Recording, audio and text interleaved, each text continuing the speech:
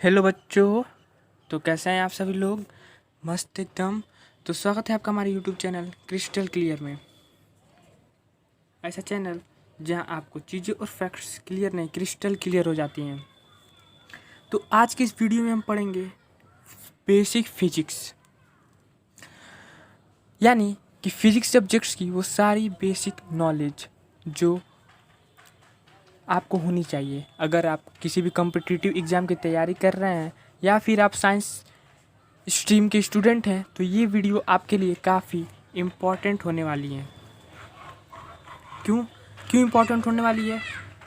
क्योंकि अगर आप कॉम्पिटिटिव एग्ज़ाम की तैयारी करते हैं और आप साइंस नहीं पढ़े हैं, आप साइंस स्ट्रीम से नहीं पढ़े हैं, किसी और स्ट्रीम से पढ़े हुए हैं, तो आपको फिजिक्स के बारे में जानकारी नहीं होगी। लेकिन जो कॉम्पिटिटिव एग्ज़ाम में ज़्यादातर क्वेश्चन पूछे जाते हैं वो बेसिक ही होते हैं। वो बेसिक क्वेश्चन ही बहुत बार रिपीट हुए रहते हैं और आगे भी बहुत बार रिपीट होंगे। तो वो बेसिक फिजिक्स की जो नॉलेज है वो आपकी होनी चाहिए। ज़्यादा लंबा वीडियो नहीं बनेगा, इसमें 50 क्वेश्चन रहेंगे इस वीडियो में, टोटल फिजिक्स के ऊपर, बेसिक फिजिक्स के ऊपर। और अगर आप मैथ्स साइंस के स्टूडेंट हैं तो फिजिक्स पढ़े ही होंगे। फिर भी अगर आप जीवन भर तो फिजिक्स पढ़ेंगे नहीं, कुछ दिनों बाद फिजिक्स पढ़ना छोड़ देंगे, तो उस समय क्या होगा कि आप फिजिक्स भूलते जाएंगे। और आप भूल भी चुके होंगे अगर आप बहुत दिन से फिजिक्स नहीं पढ़े हैं तो। इसलिए मैंने आपके लिए ये वीडियो बना कर लेके आया है कि जो बेसिक फिजिक्स है, जो आमतौर पर साइंस के स्टूडेंट को जानकारी होनी चाहिए, वो कंटेंट हम इस वीडियो में आपको प्रोवाइड करेंगे। 50 क्वेश्चन रहेंगे, काफ़ी हेल्पफुल रहेंगे। कॉम्पिटिटिव एग्ज़ाम में बहुत बार पूछे जा चुके हैं और बहुत बार पूछे जाएंगे, मैंने आपको पहले ही बता दिया है। तो चलिए बिना समय गवाए हम इस वीडियो को स्टार्ट करते हैं, उन सारे प्रश्न को जानते हैं। काफ़ी इंपॉर्टेंट प्रश्न है। हमारा पहला प्रश्न है कि the element of an electric heater is made of. अगर आप प्रीवियस ईयर किसी भी कॉम्पिटिटिव एग्ज़ाम को सॉल्व किए होंगे तो आपने देखा होगा कि ये क्वेश्चन काफ़ी बार रिपीट किया है।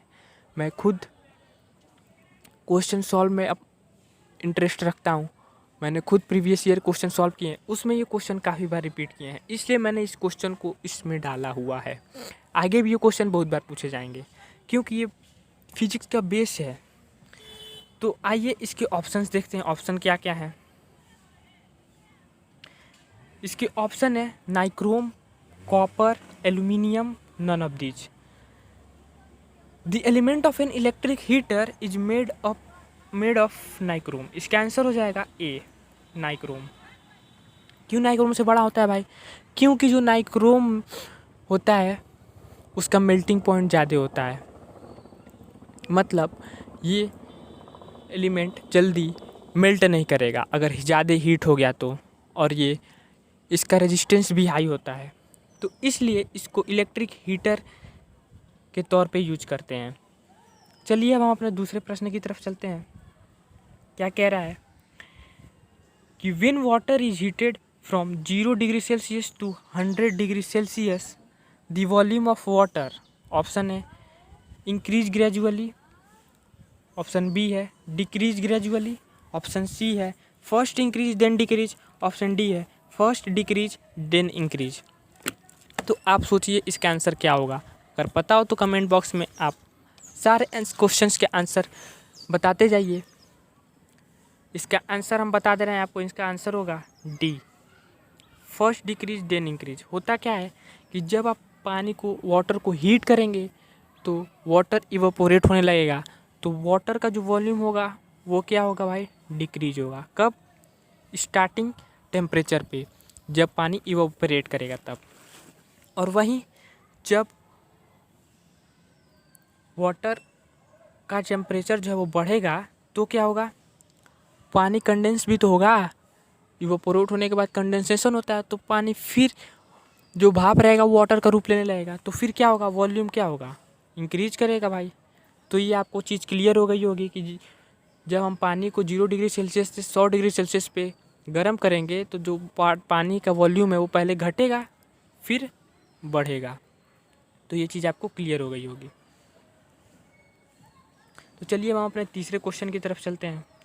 क्या कह रहा है कि 1 मेगावाट आवर MWH, जिसको हम शॉर्ट फॉर्म में कह सकते हैं, इज इक्वल टू, बेसिक जानकारी आपको होनी चाहिए क्योंकि किसी भी कॉम्पिटिटिव एग्जाम के न्यूमेरिकल के तौर पे दे देगा या फिर आपसे सीधे सीधे पूछ देगा कि बताइए 1 मेगावाट आवर की कितने बराबर होगा।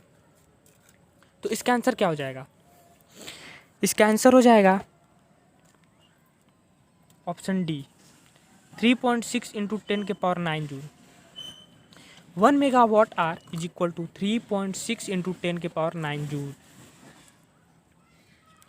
अच्छा, चलिए हम अपने क्वेश्चन 4 की तरफ चलते हैं।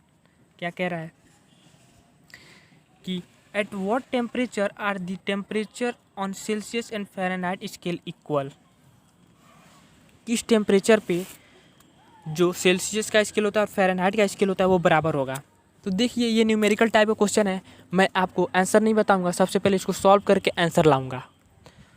तो कह रहा है क्वेश्चन में कि किस टेम्परेचर पे जो सेल्सियस है वो फ़ारेनहाइट के इक्वल हो जाएगा, यही कह रहा है। ठीक है भैया, तो चलिए हम आगे इसको सॉल्व करते हैं। हमारे पास फॉर्मूला है किसका? फ़ारेनहाइट स्केल से सेल्सियस स्केल में कन्वर्ट करने का। क्या होता है? Fahrenheit is equal to 9/5 Celsius plus 32, ये फॉर्मूला होता है।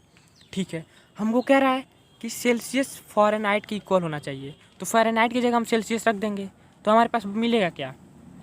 हमारे पास मिल जाएगा सेल्सियस इज इक्वल टू 9/5, मिलेगा ना, 9/5 C प्लस 32, ये मिल जाएगा। जी हाँ सर, मिल जाएगा, बहुत अच्छे। अब यहाँ से हम क्या करेंगे, सेल्सियस को इधर भेज देंगे, हमको टेम्परेचर मिल जाएगा। इतना आसान क्वेश्चन था, कुछ करना था नहीं। आइए देखते हैं आगे क्या करना है हम लोग को। सेल्सियस को उधर भेजना था, तो हम आगे क्या करेंगे, C minus 9/5 C is equal to 32 हो जाता। जी हाँ, हो जाता। आगे क्या होता,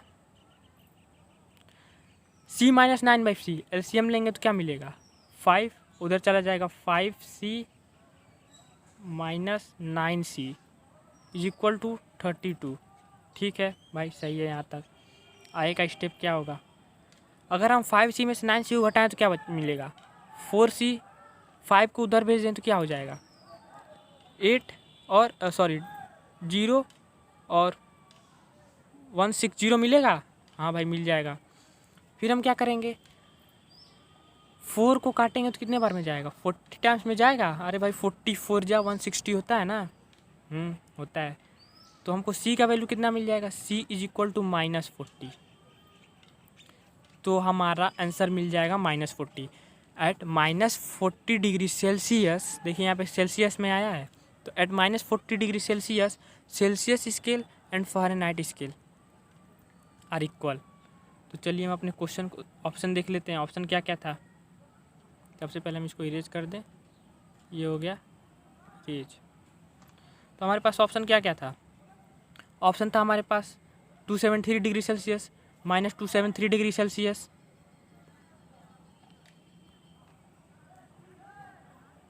-40 डिग्री सेल्सियस और 40 डिग्री सेल्सियस, यही ऑप्शन था ना।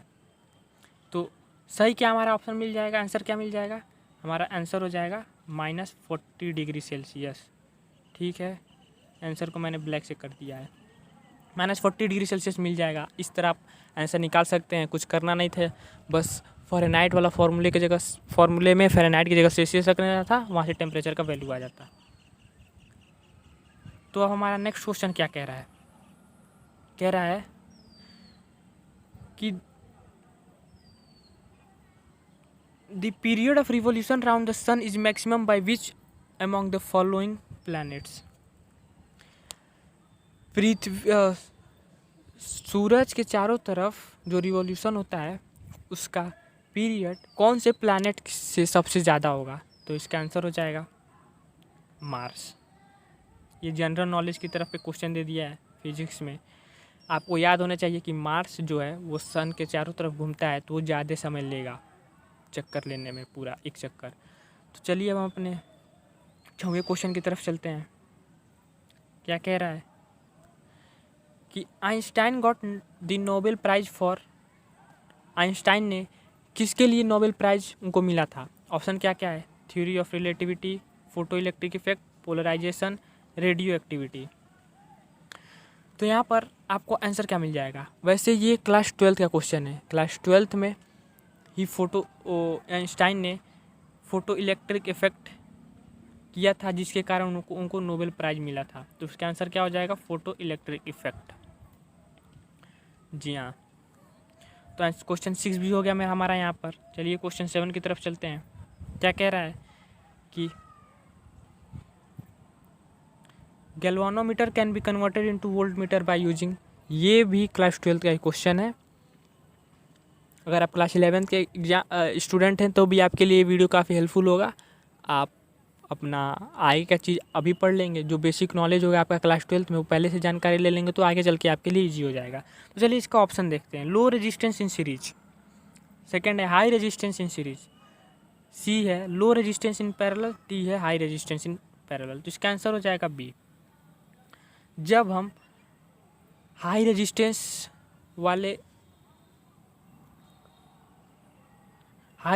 को यूज करेंगे गैल्वानोमीटर में, तो ये वोल्टमीटर में कन्वर्ट हो जाएगा।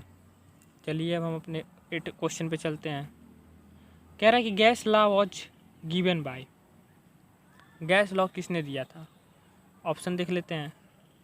Boil, Ostwald, Arrhenius, Faraday. इसका आंसर क्या होगा? कमेंट करके बताइए। इसका आंसर हो जाएगा बॉयल। बॉयल ने ही गैस लॉ को दिया था, बताया था। क्वेश्चन हमारा 9 क्या है? Kilowatt hour is a unit of, kilowatt hour किसका यूनिट है? अच्छा, हमारे पास एक फॉर्मूला होता है क्या प्रेशर का? Pressure is equal to energy upon time. वैसे ये तो याद होना चाहिए, बस मैं एक्सप्लेन करने के लिए आपको बता दे रहा हूँ कि प्रेशर जो होता है वो एनर्जी अपॉन टाइम होता है। प्रेशर का जो यूनिट होता है वो क्या होता है? प्रेशर का यूनिट, सॉरी मेरा थोड़ा मिस्टेक हो गया, यहाँ पे पावर होगा। Power is equal to energy upon time होता है। तो पावर का यूनिट क्या होगा? वॉट में, ठीक है। और टाइम को हम लोग इधर भेज दें तो एनर्जी का फॉर्मूला निकल जाएगा, energy is equal to power into time, मिल जाएगा। तो फिर यहाँ से हमको एनर्जी का यूनिट क्या मिलेगा? पावर का होता है वॉट, टाइम हम लोग आवर में ले सकते हैं, ले सकते हैं भाई। आवर में कब लेंगे? जब ये वॉट किलो में होगा।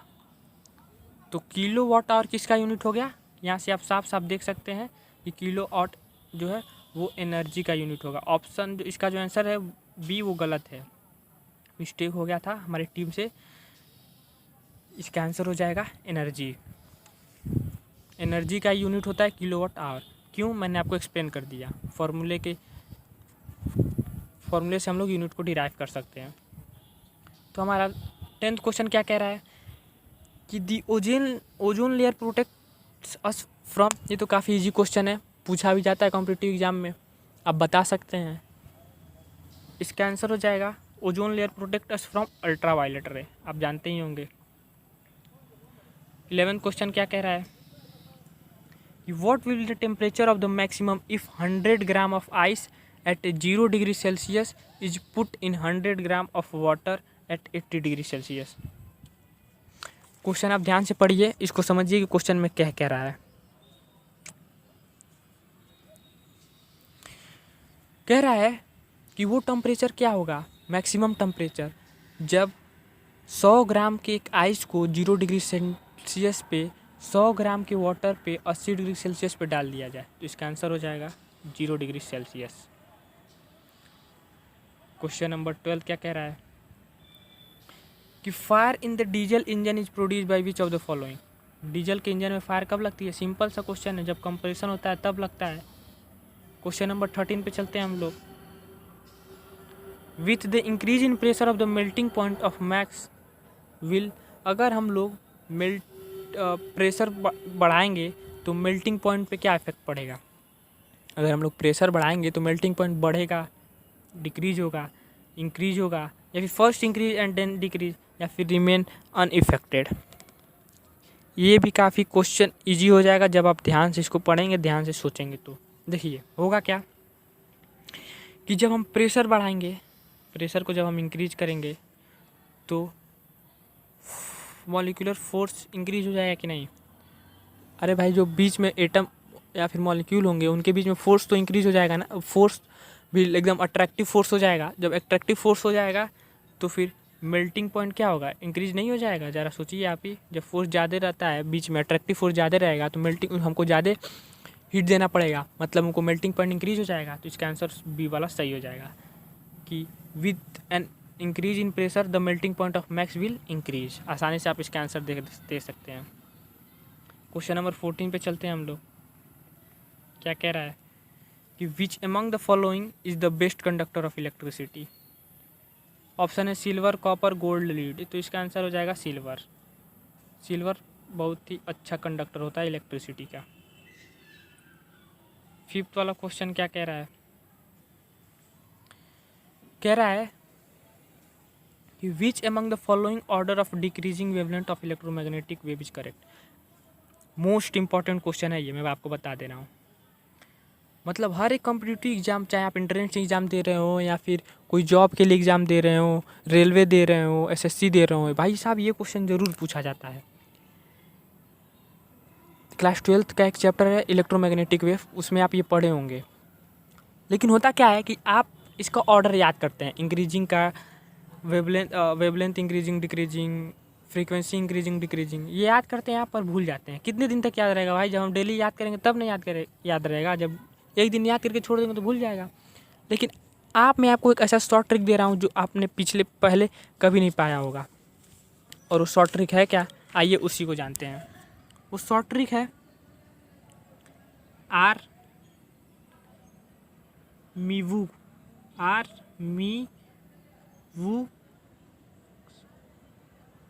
एक्सगा, आर मीवुक्स का, याद कर लीजिए आप इसको। क्या है, आर मीवुक्स का, जहाँ आर क्या है, रेडियो। आप फर्स्ट लेटर से ही पहचान जाएंगे। एम क्या होगा भाई, ये हो जाएगा क्या आपका माइक्रो। ठीक, आप जानते ही होंगे सब, यहाँ पे मैं लिख नहीं पा रहा हूँ। आई क्या हो जाएगा, इंफ्रारेड। वी क्या हो जाएगा, विजिबल। यू क्या हो जाएगा आपका, यू हो जाएगा अल्ट्रा। एक्स क्या हो जाएगा, एक्सरे। जी क्या हो जाएगा, गामा। तो ये थोड़ा हौच-पौच हो गया, इसमें मैं आपको अच्छे से लिख दे रहा हूँ। सारे नाम तो आप लोग जानते ही हैं, हम शॉर्ट में लिख दे रहा हूँ। ये है आर मीवुक्सगा, आप ये याद कर लीजिए। ये है क्या वैसे, ये है increasing order of frequency and decreasing order of wavelength. समझ गए आप। तो बस आप ये याद कर लीजिए, उसके बाद से तो जितने भी क्वेश्चन पूछे जाएंगे इलेक्ट्रोमैग्नेटिक वेव से आप आसानी से कर लेंगे। अच्छा, ये जो क्वेश्चन था उसमें क्या पूछा था कि which among the following order of decreasing wavelength of electromagnetic wave is correct. इसमें से कौन सा करेक्ट होगा, डिक्रीजिंग ऑर्डर ऑफ वेवलेंथ। तो मैंने तो आपको बता ही दिया है, ये जो शॉर्ट ट्रिक बताया था वो क्या था, वो इंक्रीजिंग ऑर्डर ऑफ फ्रीक्वेंसी था और डिक्रीजिंग ऑर्डर ऑफ वेवलेंथ था। तो ये डिक्रीजिंग ऑर्डर ऑफ वेवलेंथ ही तो है। तो चलिए हम इसको देख लेते हैं। तो हम लोग इससे डिक्रीजिंग ऑर्डर ऑफ वेवलेंथ बता सकते हैं। ठीक है, तो आइए देखते हैं। सबसे पहले देखते हैं रेडियो वेव। रेडियो वेव सबसे पहले आ रहा है, ठीक, यानी ये सबसे पहले रहेगा, सबसे ज़्यादा वेवलेंथ रेडियो वेव का रहेगा। इन्फ्रा देखते हैं, इन्फ्रा यहाँ पे है, इन्फ्रा सेकंड पे आ रहा है। विजिबल का आ रहा है, ये विजिबल आ रहा है। एक्स का आ रहा है, ये एक्स आ रहा है, मतलब सब लाइन से आ रहे हैं भाई। सबसे ज़्यादा क्या होगा, वेवलेंथ आर का होगा, फिर एम का होगा, फिर आई का होगा, फिर वी का होगा, फिर यू का होगा, फिर एक्स का होगा। क्यों, क्योंकि ये डिक्रीजिंग ऑर्डर ऑफ वेवलेंथ है ना। तो यहाँ से हमको सबसे ज़्यादा वेवलेंथ किसका मिल रहा है, रेडियो का सबसे पहले। सेकंड पे कौन आ रहा है, देखिए ये इन्फ्रा आ रहा है सेकंड पे। थर्ड पे क्या आ रहा है, विजिबल। फोर्थ पे क्या आ रहा है, गामा रे। ठीक, तो ऑप्शन देखिए कौन सा करेक्ट हो रहा है। हमारा ऑप्शन क्या होना चाहिए, सबसे पहले फर्स्ट टॉप पे आना चाहिए, फिर क्या कौन सा आना चाहिए, सेकेंड आना चाहिए, फिर कौन सा आना चाहिए, थर्ड आना चाहिए, फिर कौन सा आना चाहिए, फोर्थ आना चाहिए। ऑप्शन कोई मिल रहा है, सी वाला देखिए आप, फर्स्ट सेकेंड थर्ड फोर्थ। तो आई होप कि ये क्वेश्चन आपको समझ गए होंगे। बस आपको एक शॉर्ट ट्रिक याद करना था, उससे आप कोई भी इंक्रीजिंग डिक्रीजिंग वेवलेंथ या फिर फ्रीक्वेंसी आसानी से कर सकते हैं। मैं आपको शॉर्ट ट्रिक एक बार और करा देना चाहता हूँ, है क्या शॉर्ट ट्रिक था हमारे पास, आर मीवुक्स गा, क्या आर मी वुक्स गा। इतनी आसानी से शॉर्ट ट्रिक आपको कोई पता है क्या। ये क्या है, रेडियो, आर मतलब रेडियो, एम मतलब माइक्रो, आई मतलब इंफ्रा, वी मतलब विजिबल, यू मतलब अल्ट्रा, एक्स मतलब एक्सरे, जी मतलब गामा। ये क्या है, ये फ्रीक्वेंसी का इंक्रीजिंग ऑर्डर है और वेवलेंथ का डिक्रीजिंग ऑर्डर है। बस ये याद कर लीजिए आप, उसके बाद से तो आप सारे क्वेश्चन कर लेंगे EMW के। चलिए अब हम अपने नेक्स्ट क्वेश्चन पे चलते हैं। क्या कह रहा है कि ampere hour is a unit of which among the following, ampere hour. अच्छा, आपने ये पढ़ा होगा एम्पियर, एम्पियर किसका यूनिट होता है, तो करंट का। ठीक है भाई, सिंपल सा था ये। और आर किसका यूनिट होता है, टाइम का। तो फॉर्मूला क्या बन जाएगा, current into time, current into time का ही तो यूनिट होगा एम्पियर आवर।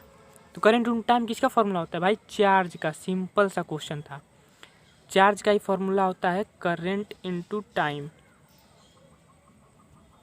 तो चार्ज का यूनिट क्या हो जाएगा, एम्पियर आवर। इसमें से कौन सा ऑप्शन सही होगा, option D, amount of charge. आप क्लास 12 में पढ़े होंगे, क्या पढ़े होंगे कि करंट, यानी करंट को हम लोग आई से डिनोट करते हैं, current is equal to charge upon time. ये क्लास 12 में पढ़े थे ना। तो यहाँ से टाइम को उधर भेज देंगे तो चार्ज क्या हो जाएगा, charge is equal to current to time. तो यूनिट क्या हो जाएगा, करंट का एम्पियर और टाइम का आर। अब आवर लिखिए या सेकेंड लिखिए, तो इसका आंसर क्या हो जाएगा, अमाउंट ऑफ चार्ज। तो बहुत ही आसान क्वेश्चन था ये, आपको कुछ करना नहीं था, बस फॉर्मूला याद होना चाहिए करंट का, उसके बाद आप आसानी से कर लेंगे। चलिए हमारा नेक्स्ट क्वेश्चन है, हु डिस्कवर्ड एक्सरे। तो इसका आंसर क्या होगा, ऑप्शन है मैडम क्यूरी, आइंस्टाइन, रोएंटेंजन, डी क्या है, जे थॉमसन। तो इसका आंसर क्या हो जाएगा, सिंपल सा आपको ये लर्न करना पड़ेगा, रो इंटीजन। एक्सरे को रो इंटीजन ने डिस्कवर किया था। तो अगर आप ये वीडियो देख रहे होंगे तो आपको भी ये लग रहा होगा कि यार ये सब तो काफ़ी बेसिक क्वेश्चन है, हम लोग को जानना चाहिए, पर हम लोग जानकर भूल जाते हैं, और या फिर हम लोग को कोई रिसोर्सेज ही नहीं मिलता है ये सब जानने का। तो अगर आपको ऐसे ही वीडियो चाहिए केमिस्ट्री के लिए भी, मैथ के लिए भी, तो आप हमारे चैनल को सब्सक्राइब कर सकते हैं, बेल आइकन को भी प्रेस कर सकते हैं, ताकि उसका लेटेस्ट अपडेट आपको तुरंत मिल जाए। तो चलिए हम अपने क्वेश्चन नंबर 18 पे चलते हैं। क्या कह रहा है कि which among the following are primary colours. सबसे पहले हम लोग जानेंगे कि प्राइमरी कलर्स होते क्या हैं। ठीक, तो चलिए आइए जानते हैं। देखिए, प्राइमरी कलर वो होते हैं जिस कलर में आप कोई भी कलर मिक्स करके नया कलर बना लें। समझ रहे हैं ना मैं क्या कह रहा हूँ। जैसे आप ये तो जानते ही होंगे यार कि अगर हमको ग्रीन कलर बनाना है तो हमारे पास ग्रीन कलर नहीं है, तो हम 2 कलर का यूज करेंगे, उसके बाद से ही हम वो कलर बनाएंगे।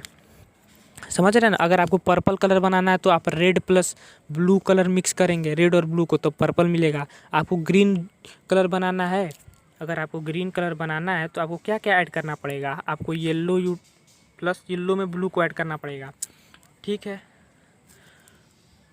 तो प्राइमरी कलर्स क्या होते हैं, जिस कलर में आप किसी कलर को ऐड करके नया कलर बना सकते हैं, उन्हीं को प्राइमरी कलर कहते हैं।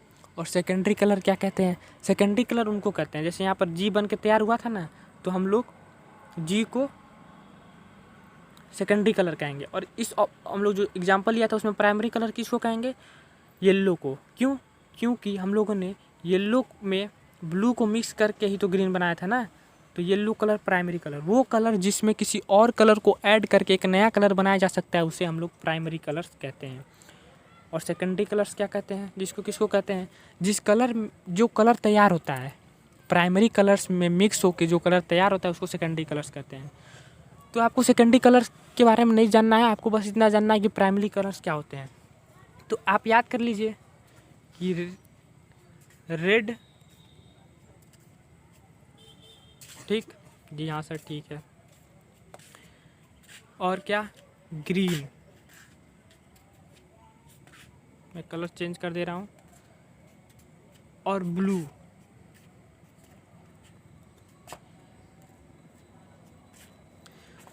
ये तीनों कलर जो हैं वो प्राइमरी कलर हैं और बाकी सेकेंडरी कलर हैं। आपको ऑप्शन में येलो कलर भी मिल सकता है।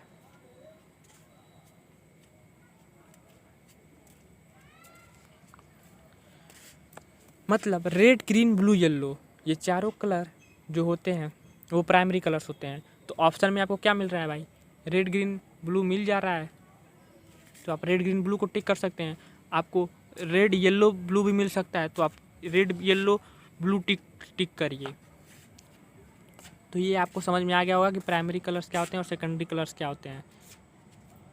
बस आपको ये याद रखना है कि रेड, ग्रीन, ब्लू, येलो ये चारों कलर प्राइमरी होते हैं और सेकेंडरी कलर वो होते हैं जो इन कलर से मिलकर तैयार होते हैं। तो चलिए अब हम जानते हैं हमारा 19 क्वेश्चन कि at what temperature will the density of water be maximum. किस टेम्परेचर पे वाटर का जो डेंसिटी है वो सबसे ज़्यादा होगा, यानी हाईएस्ट होगा। तो इसका आंसर क्या हो जाएगा? इसका आंसर हो जाएगा डी, 4 डिग्री सेल्सियस पे। 4 डिग्री सेल्सियस पे जो पानी का जो डेंसिटी होता है, घनत्व होता है, वो सबसे ज़्यादा होता है। ये आपको याद करना है। चलिए हम अपने 20वें क्वेश्चन की तरफ चलते हैं। क्या कह रहा है कि persistence of vision is the principle behind. Persistence of vision किस प्रिंसिपल पे काम करता है? सबसे पहले आपको जानना होगा परसिस्टेंस ऑफ विजन होता क्या है। मैं आपको एग्जांपल के द्वारा समझा रहा हूँ कि what is persistence of vision. अच्छा, मान लीजिए आपके पास बहुत सारे कार्ड हैं, ठीक है। तो अगर एक कार्ड पे मैं बॉल को यहाँ रखूँ, ठीक, दूसरे कार्ड पे मैं बॉल को यहाँ रखूँ, तीसरे कार्ड पे मैं बॉल को थोड़ा और ऊपर रखूँ, अच्छा उसके पहले वाले कार्ड पे मैं बॉल को थोड़ा और नीचे रखूँ, उसके पहले वाले कार्ड पे मैं बॉल को और नीचे रखूँ और चारों कार्ड को एक साथ मिक्स कर दूँ और उसके बाद से मैं चारों कार्ड को एक साथ मिक्स करके एक लाइन में रख लें। उसके बाद से जब हम लोग कार्ड को ऐसे ऐसे करके देखेंगे, ऐसे ऐसे, तो हम लोग को ऐसा लगेगा कि बॉल नीचे से ऊपर जा रहा है। क्यों? क्योंकि हमारे आई के सामने वो जो बॉल का इफेक्ट रहता है वो बहुत ही कम समय के लिए रहता है और वो बॉल का जो प्लेस है वो चेंज होता रहता है बहुत ही कम समय में। मतलब बहुत ही स्मॉल इंटरवल ऑफ टाइम में बॉल का पोजीशन एक जगह से यहाँ चेंज होता है, फिर यहाँ से यहाँ चेंज होता है, फिर यहाँ से यहाँ चेंज होता है, फिर यहाँ से यहाँ चेंज होता है। तो उसी चीज़ को हमको लगता है कि बॉल जो है वो मूव कर रहा है, तो उसी फिनोमेना को हम लोग परसिस्टेंस ऑफ विजन कहते हैं। आई होप कि ये चीज़ आपको समझ में आ गई होगी। तो इसका आंसर हमको जानना है कि persistence of vision is the principle behind, किसके प्रिंसिपल पे काम करता है। तो इसका आंसर हो जाएगा cinema. Persistence of vision cinema पे काम करता है। हमारा 20वां क्वेश्चन यहाँ समाप्त होता है। तो हमारा 21वां क्वेश्चन है which metal is commonly use for making an electromagnet. Electromagnet बनाने के लिए कौन से मेटल का प्रयोग किया जाता है। तो इसका आंसर हो जाएगा आयरन। ये रटने वाली चीज़ आप याद कर लीजिए कि आयरन को इलेक्ट्रोमैग्नेटिक बनाने के लिए प्रयोग किया जाता है। क्वेश्चन नंबर 22 क्या है कि light from the laser is, laser में जो लाइट रहती हैं वो क्या है। ऑप्शन है monochromatic, option B composite, option C dispersed light, option D incoherent. तो अगर आप पढ़े होंगे तो आपको इसका आंसर पता चल जाएगा। इसका आंसर होगा मोनोक्रोमेटिक। अभी मोनोक्रोमेटिक क्या होता है? मोनोक्रोमेटिक लाइट वो होते हैं जिनका फोकल लेंथ और वेवलेंथ सेम रहता है। सॉरी यार, ये फोकल लेंथ वेवलेंथ कहाँ से आ जाएगा इसमें, दिमाग एकदम पागल हो जाता है। मोनोक्रोमेटिक लाइट वो होता है जिनका फ्रीक्वेंसी और वेवलेंथ ये दोनों सेम होता है। ठीक जी हाँ सर ठीक। क्वेश्चन नंबर 23 पे चलते हैं हम लोग कि choke is use to, choke का प्रयोग किस लिए किया जाता है। Reduce the current in AC circuit, option B reduce the current in DC circuit, option C convert AC to DC और ऑप्शन डी आपका हो जाएगा कि कन्वर्ट डीसी से एसी में। तो इसका आंसर क्या होगा? इसका आंसर हो जाएगा option A reduce the current in AC circuit. AC circuit में से करंट को घटाने के लिए चोक कॉइल का प्रयोग किया जाता है। चलिए अपने क्वेश्चन नंबर 24 पे चलते हैं। इन standing wave the distance between a node and adjacent anti node is, इसका आंसर हो जाएगा λ/4। क्वेश्चन नंबर 25 है, telescope and microscope differ in that, telescope और माइक्रोस्कोप में अंतर क्या है। तो मैं आपको बता दूं, टेलीस्कोप और माइक्रोस्कोप दोनों में आई पीस होते हैं, दोनों में ऑब्जेक्टिव लेंस होते हैं, दोनों एक लेंस ही है एक प्रकार का। दोनों में बस डिफरेंस इतना है कि टेलीस्कोप का जो ऑब्जेक्टिव लेंस होता है वो ज़्यादा होता है in comparison to eye piece, और माइक्रोस्कोप में जो आई पीस होता है वो ज़्यादा होता है in comparison to what, in comparison to objective lens. आपको समझ में आ गया होगा, मैं एक बार और रिपीट कर दे रहा हूँ कि टेलीस्कोप और माइक्रोस्कोप दोनों में आई लेंस और आई पीस और ऑब्जेक्टिव लेंस होते हैं। डिफरेंस बस इतना होता है कि टेलीस्कोप में जो ऑब्जेक्टिव लेंस होता है उसका फोकल लेंथ आई पीस के फोकल लेंथ से ज़्यादा होता है, और माइक्रोस्कोप में जो ऑब्जेक्टिव लेंस होता है वो आई पीस के फोकल लेंथ से कम होता है। ऑब्जेक्टिव लेंस का फोकल लेंथ आई पीस के फोकल लेंथ से कम होता है माइक्रोस्कोप में। तो ये आपको समझ में आ गया होगा। समझ में क्या हो गया, आप पहले से पढ़े ही होंगे, एक बार मैं बता दिया तो रिवाइज हो गया होगा। सिंपल। क्वेश्चन नंबर 26 क्या है, the weight of a body is, body का भार, the same everywhere on the surface of the earth, maximum at the poles, maximum at the equators, more on the hills than in the plains. तो इसका answer क्या होगा, तो इसका answer हो जाएगा मैक्सिमम एट दी पोल्स। जो body का भार होता है वो पोल्स पे सबसे ज़्यादा होता है। क्यों होता है, देखो भाई हमारे पास वेट का फॉर्मूला है, क्या है, weight is equal to mg, mass into gravity. अब जो ग्रेविटी होता है वो 980.665 होता है, कहाँ, पोल्स पे। ठीक ठीक है, और साथ ही इक्वेटर पे कहाँ होता है, इक्वेटर पे ग्रेविटी क्या होती है, इक्वेटर पे इससे 3.39 कम होता है। तो भाई जब ग्रेविटी पोल्स पे ज़्यादा है, जब ये ग्रेविटी ज़्यादा है तो मास वेट भी तो ज़्यादा रहेगा पोल्स पे। तो आसान सिंपल सा बात है भाई, जब वेट का फॉर्मूला होता है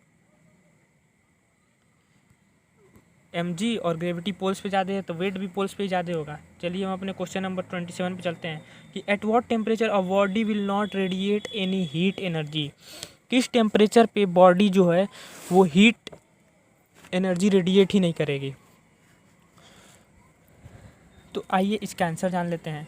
इसका आंसर क्या हो जाएगा, ऑप्शन दिया 0 degree Celsius, 273 degree Celsius, 100 degree Celsius और -273 डिग्री सेल्सियस। तो इसका आंसर हो जाएगा -273 डिग्री सेल्सियस। क्यों, आइए इसका रीज़न जान लेते हैं। तो इसका रीज़न होगा कि हीट रेडिएट करने का फॉर्मूला होता है dQ/dt is equal to sigma E/A/T के पावर 4, ये फॉर्मूला होता है। अब मैं सबको बता दूं, आपको बता दूं कि ये होता क्या है। सिग्मा क्या होता है, सिग्मा होता है स्टेफेरिक कांस्टेंट होता है, स्टेरिक कांस्टेंट, ठीक। और ई मैं लिख तो सकता नहीं, आप कॉपी में नोट कर रहा हूँ तो नोट कर लीजिएगा। ई क्या होता है, ये होता है इफेक्टिव, ए क्या हो जाएगा क्रॉस सेक्शन एरिया, ठीक। टी क्या हो जाएगा टेम्परेचर, ई को छोड़ दीजिए, ठीक है। तो सिग्मा क्या है, स्टेरिक कांस्टेंट है, ए क्या है क्रॉस सेक्शन एरिया है, टी क्या है टेम्परेचर है। तो हम वो पूछ रहा है कि हीट एनर्जी बॉडी का कब नहीं होगा, बॉडी हीट कब नहीं रेडिएट करेगी, किस टेम्परेचर पे, हमको डी फाइंड करना है। तो जब बॉडी हीट रेडिएट नहीं करेगी तो टेम्परेचर क्या होगा उस समय पे, उस समय पे टेम्परेचर हो जाएगा आपका 0 डिग्री। भाई बॉडी हीट रेडिएट ही नहीं कर रही है तो टेम्परेचर 0 डिग्री। तो dQ/dt में फॉर्मूला रख देते हैं हम लोग। और हाँ, मैं आपको एक चीज़ और बता दूँ, यहाँ पे जो टेम्परेचर है वो केल्विन में रहेगा, किस में रहेगा, केल्विन में रहेगा, ठीक है। तो चलिए सॉल्व करते हैं। dQ/dt का वैल्यू क्या आ जाएगा यहाँ पर, यहाँ पर dQ/dt का वैल्यू हो जाएगा, टी का वैल्यू 0 रखेंगे तो सब कुछ 0 हो जाएगा, 0 हो जाएगा, ठीक है। 0 केल्विन हो जाएगा। अरे भाई टी का वैल्यू 0 रखेंगे तो 0 केल्विन होगा। हाँ 0 केल्विन हो जाएगा। उसके बाद से अच्छा 0 केल्विन को हम लोग क्या लिख सकते हैं, dQ/dt को हम लोग क्या लिखेंगे आगे फर्दर, 0 केल्विन को हम लोग -273 डिग्री सेल्सियस ही तो लिखेंगे। आगे आपका आंसर जी हाँ आ गया। आई होप कि चीज़ आपको समझ में आई होगी, चीज़ समझ में आ गई। वीडियो को लाइक कर दीजिए अगर ऐसा है तो। चलिए हम क्वेश्चन नंबर 28 पे चलते हैं। क्या कह रहा है कि electromagnetic spectrum consist of the following radiation. X rays है, गामा रे है, अल्ट्रावायलेट रेडिएशन है, इंफ्रारेड रेडिएशन है। देखिए मैंने कहा था ना EMW काफ़ी इंपॉर्टेंट है, एक बार और क्वेश्चन आ गया ना ये। आइए देख लेते क्या कह रहा है। Choose the correct order of code in the increasing order of their frequency. इससे पहले वाले में क्वेश्चन में क्या पूछा था, डिक्रीजिंग ऑर्डर ऑफ वेवलेंथ, लेकिन इसमें क्या पूछ लिया, increasing order of frequency.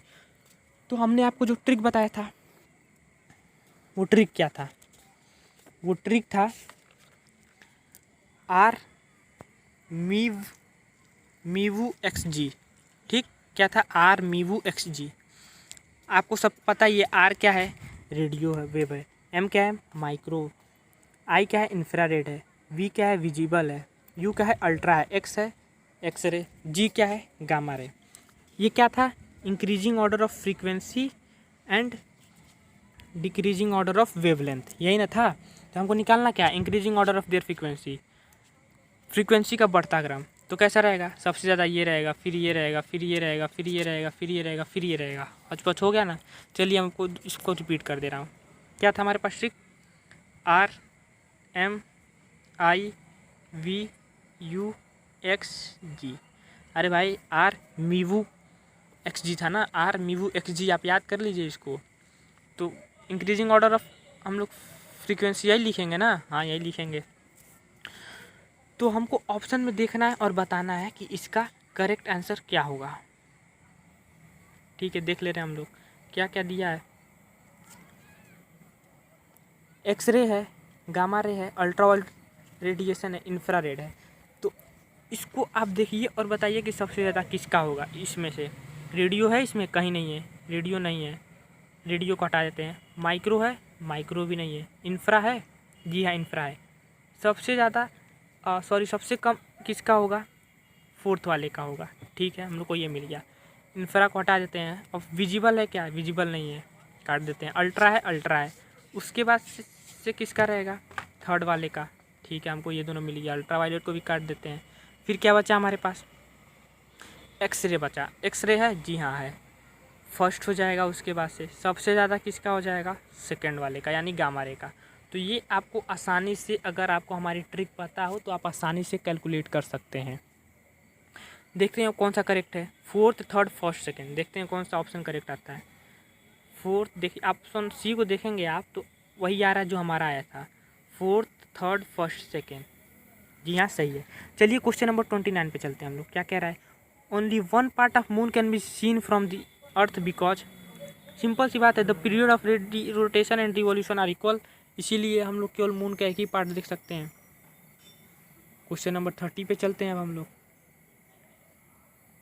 Parsec is a unit of, क्या कह रहा है कि पार्सेक किसका यूनिट है। आइए हम लोग जान लेते हैं कि पार्सेक किसका यूनिट है। आप क्लास 11th में ही पढ़े होंगे कि जो पार्सेक होता है वो एस्ट्रोनॉमिकल डिस्टेंस का यूनिट होता है।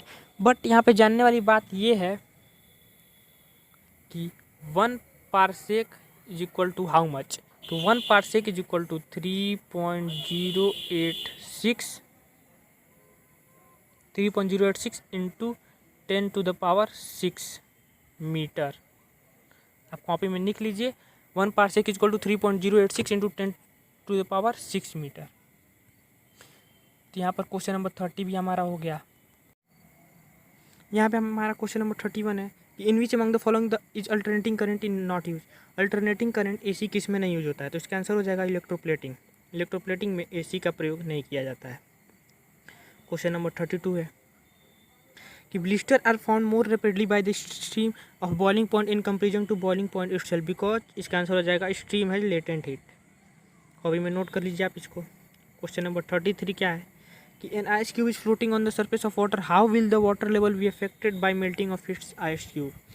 एक आइस का क्यूब है जो वाटर के सरफेस पे तैर रहा है, पानी के लेवल में क्या प्रभाव पड़ेगा अगर आइस क्यूब पिघलने लगेगा। तो इसका आंसर क्या होगा? Water level will remain the same, कोई प्रभाव नहीं पड़ेगा भाई। क्यों? क्योंकि आइस का जो डेंसिटी है वो कम है इन कंपेरिजन टू वाटर। ठीक, आपको समझ में आ गया होगा। क्वेश्चन नंबर 34 पे चलते हैं हम लोग। क्या कह रहा है कि what will be the effect on gravitation acceleration if the earth suddenly stop it's motion rotation. अगर अपना पृथ्वी रोटेशन बंद कर देगा तो ग्रेविटेशनल एक्सेलरेशन पे क्या प्रभाव पड़ेगा?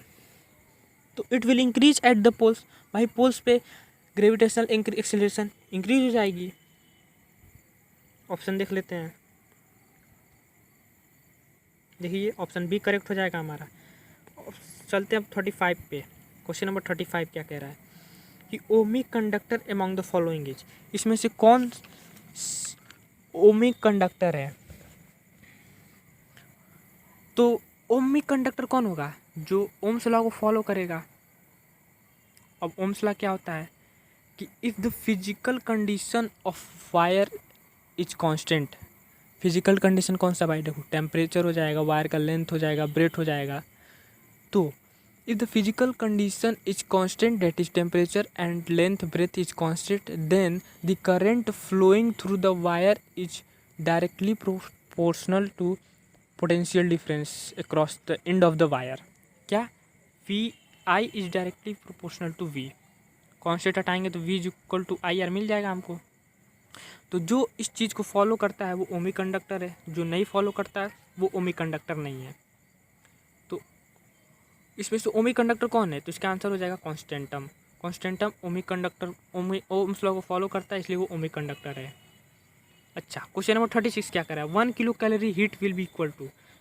1 किलो कैलोरी कितने जूल के बराबर होगा? तो देखिए 1 कैलोरी जो होता है वो 4.2 जूल के बराबर होता है ना। ठीक है, हमसे क्या पूछ रहा है? 1 किलो कैलोरी। 1 किलो मतलब 1000 से मल्टीप्लाई कर देंगे भाई, तो 1 किलो कैलोरी कितना हो जाएगा? 4.2 इंटू 1000 से मल्टीप्लाई करेंगे तो 10⁻³ जूल हो जाएगा। सिंपल। तो इसमें से कौन सा ऑप्शन मैच कर रहा है? Option number C, 4.2 into 10⁻³ joule. तो इतना आसान क्वेश्चन था, बस आपको ये पता होना चाहिए कि 1 calorie is equal to 4.2 joule. आसान है, आप आसानी से कर सकते हैं। Question number 37, ball pen works on the principle of. Ball pen किसके प्रिंसिपल पे काम करता है? तो इसका आंसर हो जाएगा कैपिलैरिटी एंड सरफेस टेंशन पे के प्रिंसिपल पे काम करता है बॉल पेन। चलिए क्वेश्चन नंबर 38 देखते हैं हम लोग। The apparatus used in submarines to give clear view on the objects on the surface of the ocean or ground is known as। मतलब कि कौन सा apparatus सबमरीन्स में प्रयोग किया जाता है, किस चीज़ के लिए? ऑब्जेक्ट्स को देखने के लिए, ओशियन के सरफेस पे या फिर ग्राउंड के सरफेस पे। तो इसका सबसे पहले हम लोग ऑप्शन देखेंगे। ऑप्शन दिया है पेरिस्कोप, सेक्टेंस, टेलीस्कोप। तो इसका आंसर हो जाएगा पेरिस्कोप। याद कर लीजिए आप, पेरिस्कोप को प्रयोग किया जाता है कहाँ पे? सबमरीन से चीज़ों को देखने के लिए। Growth of the baby in the uterus is found using. Uterus में बेबी को ग्रोथ को कैसे पता लगाया जा सकता है? किससे? अल्ट्रासाउंड से। सिंपल सा क्वेश्चन था, आप आसानी से कर लेंगे। क्वेश्चन नंबर 40 क्या कह रहा है कि the form of matter are. पहले कितने थे? 3, फिर बोला गया कि 4 है, अब बोला जा रहा है कि 5 है। कौन कौन से? Solid, liquid, gas. ये तो आप तीनों जानते ही हैं, जानते हैं ना, solid, liquid, gas, 3 form of matter. लेकिन अब 2 ठे और बढ़ गया है। क्या क्या बढ़ गया है? आइए देख लेते हैं हम उनको। सबसे पहला जो 4th वन बढ़ा है वो है प्लाज्मा। अभी तक तो सॉलिड, लिक्विड, गैस ही थे, लेकिन अब 4th एक और बढ़ के प्लाज्मा हो गया था। लेकिन अब बोला जा रहा है कि एक और बढ़ गया 4th। उसका क्या नाम है? उसका नाम है BOSC, Bose Einstein condensate, CONDENSATE।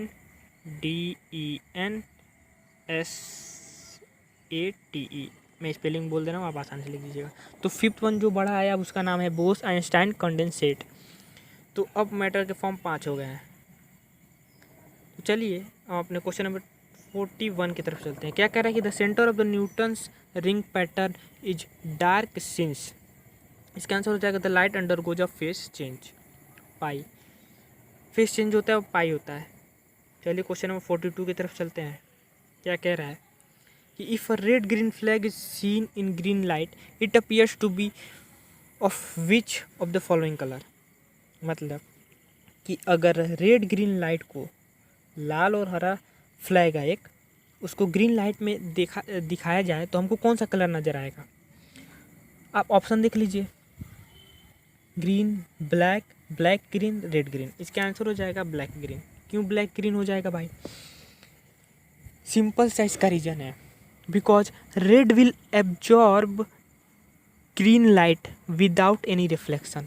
मतलब समझे आप कि जो लाल कलर का रंग होगा रेड, वो ग्रीन को एब्जॉर्ब कर लेगा, और ग्रीन को एब्जॉर्ब करेगा, रिफ्लेक्ट करेगा ही नहीं, तो कलर क्या हो जाएगा? ब्लैक। और ग्रीन तो ग्रीन ही रहेगा, तो फिर क्या कौन सा कलर दिखेगा हम लोग को? ब्लैक ग्रीन कलर दिखेगा। चलिए क्वेश्चन नंबर 43 की तरफ चलते हैं। A moving electric charge produce. Class 12 में आप पढ़ेंगे कि एक स्टेशनरी चार्ज है, यानी रुकी हुई चार्ज, वो इलेक्ट्रिक फील्ड प्रोड्यूस करती है। आपको मैं पूरा कॉन्सेप्ट बता दे रहा हूँ यहाँ पे, सिर्फ इस क्वेश्चन का आंसर ही नहीं बताऊँगा। क्या बताया मैंने कि स्टेशनरी चार्ज जो होती है वो केवल इलेक्ट्रिक फील्ड को प्रोड्यूस करती है। अच्छा, मूविंग चार्ज क्या प्रोड्यूस करती है? इलेक्ट्रिक फील्ड साथ में मैग्नेटिक फील्ड। ठीक, तो यहाँ पे क्वेश्चन में क्या दे रहा है कि अब मूविंग चार्ज दिया है, तो मूविंग चार्ज क्या क्या प्रोड्यूस करेगा भाई? Both electric field and magnetic field, मैंने आपको बता ही दिया है। ठीक है, तो मैं आपको एक और चीज़ बताना चाहता हूँ जो इस क्वेश्चन में नहीं है, लेकिन मैं एक्स्ट्रा आपको नॉलेज बढ़ाने के लिए बता रहा हूँ कि जो मूविंग चार्ज होती है वो भी दो प्रकार की होती है। क्या भाई? मूव कर रहा है तो वो यूनिफॉर्म में भी मूव कर सकता है और नॉन यूनिफॉर्म मूव भी कर सकता है, नॉन यूनिफॉर्म स्पीड से ही मूव कर सकता है। तो अगर यूनिफॉर्म वेलोसिटी से मूव कर रहा है तो वो एनर्जी रेडिएट नहीं करेगा, एनर्जी रेडिएट नहीं करेगा। लेकिन अगर वो नॉन यूनिफॉर्म स्पीड से मूव कर रहा है तो वो एनर्जी रेडिएट करेगा। ये आपको ध्यान में रखना है। क्या मैंने बताया इस क्वेश्चन के द्वारा आपको कि अगर कोई चार्ज है स्टेशनरी चार्ज, वो केवल इलेक्ट्रिक फील्ड प्रोड्यूस करती है, लेकिन अगर मूविंग चार्ज है तो वो इलेक्ट्रिक फील्ड और मैग्नेटिक फील्ड दोनों प्रोड्यूस करेगी। और अगर मूविंग चार्ज, क्या बता, आप जब नेक्स्ट कॉम्पिटिटिव एग्जाम दे रहे हो तो उसमें आप ये पूछ ले कि a non uniform velocity moving charge produces, ये भी पूछ सकता है आपको। इसलिए मैंने आपको बताया कि अगर जो मूविंग चार्ज है वो नॉन यूनिफॉर्म वेलोसिटी से मूव कर रहा है तो वो एनर्जी को रेडिएट करेगा, लेकिन अगर यूनिफॉर्म वेलोसिटी से मूव कर रहा है तो एनर्जी रेडिएट नहीं करेगा। तो चलिए हम अपने क्वेश्चन नंबर 44 की तरफ चलते हैं। क्या कह रहा है कि which among the following order of decreasing wavelength of electromagnet. ये क्वेश्चन रिपीट कर रहा है। क्वेश्चन नंबर आप हम लोग पहले ही पढ़ा है। कौन से क्वेश्चन नंबर में? हम लोग क्वेश्चन नंबर 15 में पढ़े थे इस क्वेश्चन को। ये क्वेश्चन रिपीट कर रहा है तो ये क्वेश्चन हम लोग नहीं जानेंगे। क्वेश्चन नंबर 45 क्या है कि which among the following is the surface to surface missile that is made in India. Surface to surface missile जो हमारे भारत में बना है उसका नाम पृथ्वी है। ये आपको याद रखने वाली चीज़ है, काफ़ी इंपॉर्टेंट क्वेश्चन है, ये जीके के तौर पर भी पूछा जा सकता है आपसे। क्वेश्चन नंबर 46 क्या कह रहा है कि lightning conductors are made up of. इसका आंसर हो जाएगा कॉपर। जो लाइटनिंग कंडक्टर्स होते हैं वो कॉपर के बने होते हैं, आप याद कर लीजिए। क्या कि जो लाइटनिंग कंडक्टर्स होते हैं वो कॉपर के बने होते हैं। क्वेश्चन नंबर 47 क्या कह रहा है कि the IC chip used in computer is made of silicon. भाई सिंपल सा इसका आंसर है सिलिकॉन। जो आईसी चिप कंप्यूटर में यूज होता है वो सिलिकॉन का बना होता है। क्वेश्चन नंबर 48 क्या कह रहा है कि which planet is nearest to the अर्थ।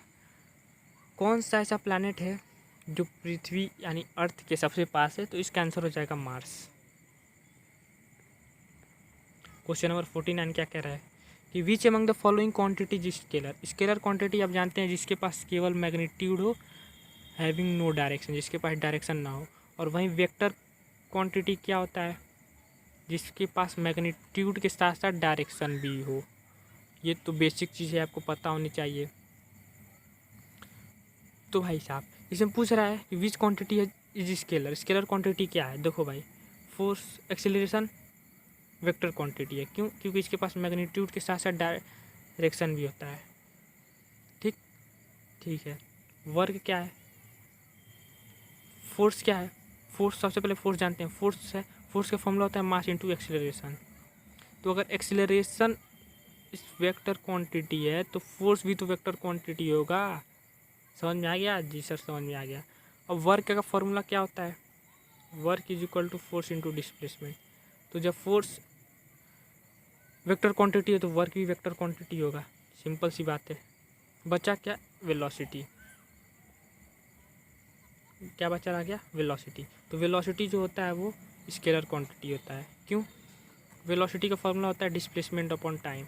और डिस्प्लेसमेंट मतलब द शॉर्टेस्ट डिस्टेंस, मतलब कि डायरेक्शन मायने नहीं रखेगा, शॉर्टेस्ट डिस्टेंस। मान लीजिए कि एक लोग, एग्जांपल दे रहा हूँ, मान लीजिए कि एक ए है, एक वो यहाँ से यहाँ गया, फिर यहाँ से यहाँ गया। तो ए का डिस्प्लेसमेंट कहाँ से, एक आदमी पॉइंट ए से पॉइंट बी तक गया या ये ट्रेवल किया, तो कितना डिस्टेंस ट्रेवल किया? मान लेते हैं ये 3 है, ये 4 है, तो उसने टोटल 7 किलोमीटर ट्रेवल किया। ठीक है, ये तो इसका डिस्टेंस हो गया। डिस्प्लेसमेंट क्या होगा? शॉर्टेस्ट डिस्टेंस, सबसे नज़दीक डिस्टेंस। तो सबसे नज़दीक डिस्टेंस ये है, ये क्या हो जाएगा? 5 डिस्टेंस। तो देखो इसमें तो डायरेक्शन मायने रख रहा है कि सबसे पहले ये ईस्ट में गया, फिर वेस्ट में गया, लेकिन इसका तो डायरेक्शन मायने ही नहीं रख रहा है ना। तो ये क्या हो जाएगा? डिस्प्लेसमेंट। डिस्प्लेसमेंट क्या है? जिसमें डायरेक्शन मायने नहीं रखता है वो स्केलर क्वांटिटी। तो जब डिस्प्लेसमेंट स्केलर क्वांटिटी हो जाएगा तो वेक्टर भी तो स्केलर क्वांटिटी होगा। क्यों? क्योंकि वेलोसिटी भी स्केलर क्वांटिटी होगा। क्यों? क्योंकि वेलोसिटी का फॉर्मूला ही होता है डिस्प्लेसमेंट अपॉन टाइम। तो ये भी स्केलर क्वांटिटी। इसका आंसर क्या हो जाएगा? Option A, velocity is scalar quantity. चलिए इस वीडियो का 50वां और आखिरी क्वेश्चन देखते हैं हम लोग क्या कह रहा है। In nichrome wire is used in an electric heater because. Question number पहला था कि इलेक्ट्रिक हीटर में कौन सा वायर यूज होता है, और क्वेश्चन नंबर 50 है कि नाइक्रोम वायर इलेक्ट्रिक हीटर में क्यों यूज होता है। तो मैंने आपको क्वेश्चन पहले में इसका रीज़न बता दिया था। क्योंकि नाइक्रोम वायर का ये हाई रेजिस्टेंस होता है, मेल्टिंग पॉइंट इसका ज़्यादा होता है, साथ ही it can resist a current up to approx 5 amperes. ये किसी करेंट को 5 एम्पियर करेंट तक रोक सकता है। तो ये सारे क्वालिटी हैं। For all of the above reason nichrome is used in electric heater. तो ये था हमारा very important video for all you guys who are preparing for their competitive exam. तो अगर ये वीडियो अच्छी लगी होगी आपको तो वीडियो को लाइक कर दीजिएगा और हमारे चैनल को सब्सक्राइब कर दीजिएगा, क्योंकि हम अपने अगले वीडियो में आपके लिए लेके आएंगे केमिस्ट्री के लिए 50 क्वेश्चंस, बेसिक क्वेश्चन रहेंगे जो आपको आने चाहिए। तो यहाँ पे हमारे वीडियो का दी एंड हो गया। पढ़ाई करते रहिए without stress. All the very best.